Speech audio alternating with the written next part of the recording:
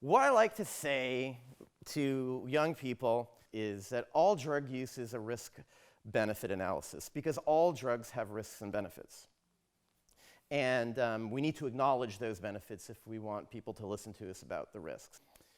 When you use a drug, you should really know why you're using it, have an intention for using it.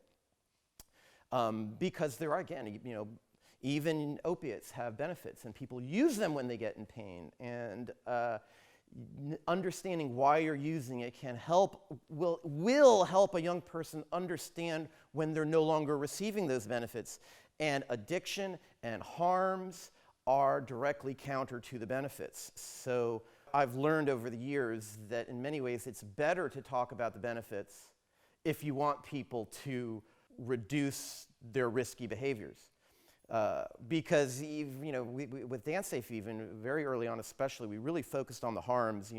This can happen to you, that can happen to you, this, and everything that we said was all negative. It was all negative. And we didn't really, when I did public speaking back then, I didn't ever talk about the benefits. I didn't talk about its use in therapy, or even that, the obvious that, you can have a really good time and have a lot of fun on MDMA with your friends and open communication up, and there are intimacy benefits and other things. And we never really did that. But over the years, I've realized that a lot of young people get into drugs, whatever it is, including party drugs, with this notion that it's just about getting messed up. Right, the language. You really want to get fucked up? Is that, I like the word high. I think that's a positive statement. You want to get high, right? You want to feel good. Feel good. There's nothing wrong with feeling good. Even pleasure and feeling good is a benefit that we need to acknowledge. If that's the reason you want to use a drug to feel good, okay, fine. Pay attention when you're not feeling good, right? Maybe you're using too much. Maybe what you're using is not what you think it is, right? Focusing on the benefits, even a benefit like feeling good. And that's why I bring this slide up here. This is Adam Winstock, who runs the Global Drug Survey, the largest online survey of drug users. He's in England, and he's taking a remarkable approach that I think more public health organizations and drug education organizations should take, and that is to focus on the pleasure around drugs. Pleasurable drug use is safer drug use, according to Adam Winstock, and I think it's having a big impact on young people. So this is just a chart just to kind of show you.